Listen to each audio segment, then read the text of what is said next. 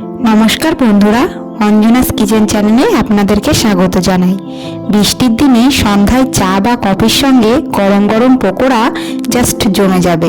তাই আজকে নিয়ে এসেছি গরম গরম ভেজ পকোড়া, যা আমি সয়াবিন দিয়ে বানাবো। রেসিপিটা আপনারা দেখুন, আশা করি আপনাদের ভালো লাগবে।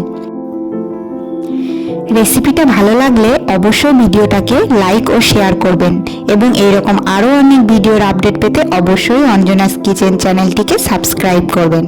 প্রথমেই আমি পরিমাণ মতো সয়াবিনগুলোকে গরম জলে বেশ নরম করে সিদ্ধ করে নিলাম। ঠিক একই রকমভাবে পরিমাণ মতো আলুগুলোকেও সিদ্ধ করে নিলাম। এবারে আমি দুটো ডিমকে ভালো করে ফেটিয়ে আলাদাভাবে রেখে দিলাম।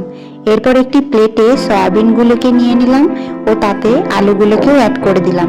এখানে বলে রাখা দরকার, আমি আগে থেকেই আদা, জিরে, কাঁচা লঙ্কা পেস্ট করে রেখেছিলাম, সেটা এখানে অ্যাড করে দিলাম। এবারে একে একে দিয়ে দিচ্ছি পরিমাণ মতো লবণ, হলুদ, কাশ্মীরি চিলি পাউডার ও একটু গরম মশলা। এরপর 1 টেবিল স্পুন কর্নফ্লাওয়ার অ্যাড করে দিচ্ছি। এরপর পরিমাণ মতো বেসন ও একটু লেবুর রস দিয়ে ভালো করে এগুলোকে মিক্স করে নেব। এবারে আলাদা একটি প্লেটে এগুলোকে গোল করে ছোট ছোট বলের আকারে করে নিলাম।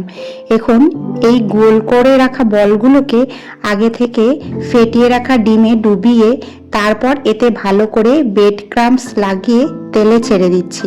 ভালো করে বেশ লাল লাল করে ভেজে এগুলোকে তুলে একটু টমেটো সস লাগিয়ে নিলেই পরিবেশন করার জন্য একেবারে রেডি।